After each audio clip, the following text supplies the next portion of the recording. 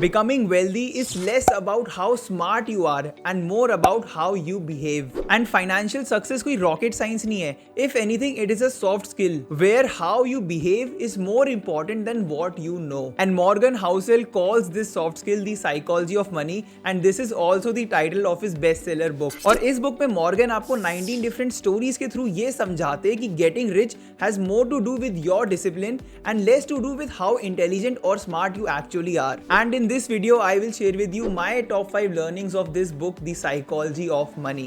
Number 1, you can never earn enough. और इसका simply मतलब होता है कि आपके पैसे कमाने का या फिर वेल्दी होने का जो मेन पर्पस है वो होना चाहिए एक हैप्पी लाइफस्टाइल होना, where you have enough time for your loved ones and for your favourite hobbies. And if you are only trying to earn money to get more and more rich, आप दूसरों को अपना पैसा दिखाने के लिए पैसा कमा रहे हो, तो trust me, this is a never ending loop and you will never earn enough. इसको मैं आपको एक छोटे से एग्जांपल से समझाता हूँ. इंडिया में अगर आपको टॉप 1% में आना है तो आपके पास लगभग 1 करोड़ रुपए होने चाहिए.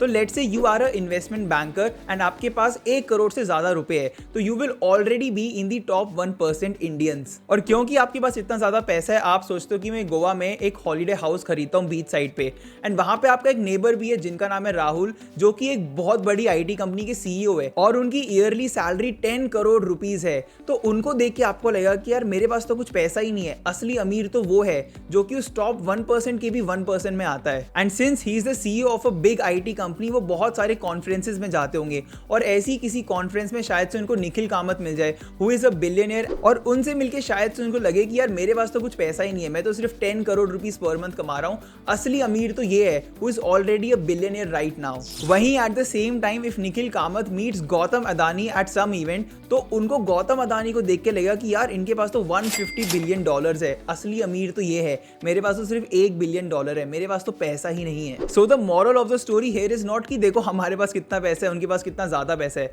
The moral of the story is कि आपके पास कितना भी पैसा हो, आपको हमेशा कोई ना कोई इंसान मिलेगा जिसके पास आपसे ज्यादा पैसा होगा और जिसको आपको हराने का मन करेगा. तो you can never earn enough. आपका पैसे कमाने का पर्पस होना चाहिए to have a happy lifestyle and enough time for yourself. Number 2, that becoming wealthy is different from staying wealthy. If you want to become wealthy, so you need to make money and invest aggressively in the long run to build your wealth. वहीं if someone is already very wealthy, वो एक billionaire है, तो उनका main motive और पैसे कमाना या फिर बहुत ज़्यादा रिस्की इन्वेस्टमेंट्स करना नहीं होता.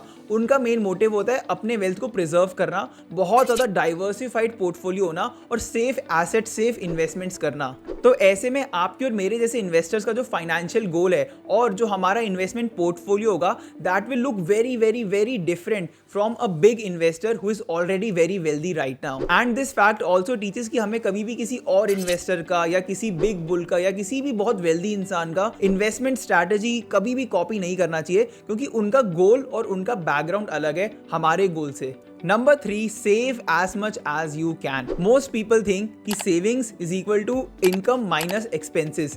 लेकिन Morgan argues in his book that savings is equal to income minus your ego. तो आपकी ईगो जितनी बड़ी होगी, आपके ये डिजायर्स जितने बड़े होंगे, उतना ही कम आपका सेविंग होगा. और आप अपनी ईगो को जितना मिनिमाइज कर सकते हो और अपने इन डिजायर्स को कि मेरे को लोगों को अपना पैसा दिखाना है, मेरे को लोगों को अपने पैसे का रौब दिखाना है, आप जितना उस ईगो को कम कर पाओगे, उतनी ही आपकी सेविंग बढ़ेगी और उतने ही आप ट्रू सेंस में वेल्दी बनोगे इन द लॉन्ग रन.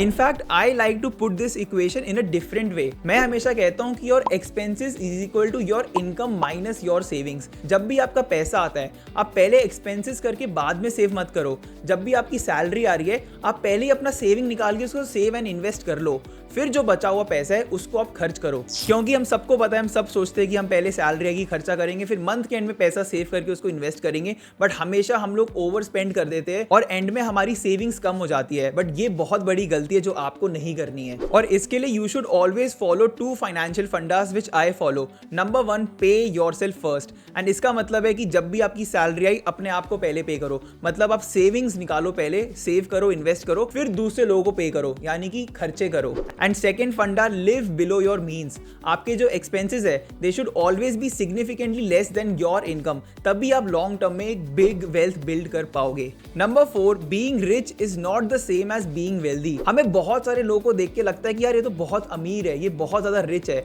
जबकि रियलिटी ये होती है कि वो वेल्दी नहीं होते, वो बस दिखते हैं कि ये रिच है बहुत ज़्यादा। और ये यूजुअली ऐसे लोग होते हैं जो कि बहुत ही फ्लैशी क्लोथ्स पहनते हैं, बहुत ही फैंसी कार्स चलाते हैं, या फिर बहुत ही एक्सोटिक वेकेशंस पे जाके इंस्टाग्राम पे अपनी फोटोज पोस्ट करते हैं और दिखाते हैं कि देखो मेरी कितनी रिच लाइफस्टाइल है। When the reality in most cases is that they might seem rich but they are not wealthy, they are about to go broke in a few years. And ऐसा हम लोग बहुत सारे सेलिब्रिटीज एंड इन्फ्लुएंसर्स के साथ भी होता हुआ देखते हैं। और यहाँ पे समझने वाली बात यह है कि रिचनेस हमें दिखती है लेकिन वेल्दीनेस होती है। तो अगर कोई बहुत ज्यादा रिच लाइफस्टाइल जी रहा है तो डेफिनेटली वो रिच है, क्योंकि हमें वो उसकी अमीरी दिख रही है। लेकिन क्या वो एक्चुअली अमीर है, क्या वो एक्चुअली वेल्दी है? इसका answer in most cases no ही होता है। And you have to keep this in mind कि you don't have to look rich, you have to become wealthy. और वेल्दी होने का एक सिंपल डेफिनेशन ये आप मान सकते हो कि अब अगर आपने काम करना बिल्कुल बंद कर दिया तो फिर भी आपके पास इतने सारे एसेट्स है, आपके पास इतना सारा पैसा होगा, इतना इन्वेस्टमेंट होगा कि आप आराम से लीजर के साथ अपनी लाइफस्टाइल गुजार सकते हैं and you don't have to work for money any more. And the fifth and finally, avoid extreme financial commitment. आपको कभी भी स्पेशली यंग एज में कोई भी एक्सट्रीम फाइनेंशियल डिसीजन या कमिटमेंट नहीं लेना चाहिए, क्योंकि यू डोंट नो कि आज से 10, 15, 20 साल बाद आपके क्या डिजायर्स होंगे, आपकी कैसी लाइफस्टाइल होगी। For example, if you think कि आप जिंदगी भर एक बहुत ही मिनिमल लाइफस्टाइल जियोगे, आपके एक्सपेंसेस बहुत कम रहने वाले हैं, तो इसके लिए आपको ज्यादा सैलरी या पैसे कमाने की जरूरत नहीं है, आपको ज्यादा मेहनत करने की जरूरत नहीं है। This is a extreme financial commitment, क्योंकि यू नेवर नो कि आज से 10, 15, 20 साल बाद क्या होगा, आपकी कैसी लाइफस्टाइल होगी, आपके कैसे डिजायर्स होंगे। तो ये कोई आपको एक्सट्रीम फाइनेंशियल डिसीजन या कमिटमेंट नहीं लेना चाहिए कि मेरे को ज्यादा कोई बड़ी या महंगी जॉब करनी नहीं है, मुझे कम ही पैसा कमाना है, क्योंकि humans are simply very very bad at predicting their own future. And इसको साइकोलॉजिस्ट हिस्ट्री ऑफ इल्यूजन्स भी कहते हैं। And according to history of illusions, अगर आप किसी इंसान से पूछते हो कि पिछले 10 साल से अभी तक उसमें कितना चेंज आया है, तो उसका वो फेयरली एक्यूरेट आंसर देगा। लेकिन अगर आप किसी को प्रिडिक्ट करने को बोलो कि आज से 10 साल बाद आप कैसे होगे, आपके क्या डिजायर्स होगे, आपकी कैसी लाइफस्टाइल होगी, तो इन मोस्ट केसेस आंसर कंप्लीटली गलत होता है। And this is what history of illusion says. And that is why आपको भी ऐसे कोई एक्सट्रीम फाइनेंशियल कमिटमेंट नहीं लेना चाहिए ये सोचिए कि मैं अगले 15-20 साल तक इसी मेंटालिटी से चलने वाला हूं, क्योंकि आगे जाके आपको बहुत ज्यादा प्रॉब्लम होगी। एंड गाइस, इसी के साथ हम इस वीडियो के एंड में आ चुके हैं। Do let me know in the comments कि इनमें से कौन सा लेसन आपको सबसे ज्यादा पसंद आया। एंड अगर आपको ये वीडियो पसंद आई तो इस वीडियो पे लाइक एंड फिजडम के चैनल को सब्सक्राइब करना बिल्कुल मत भूलना। Thank you.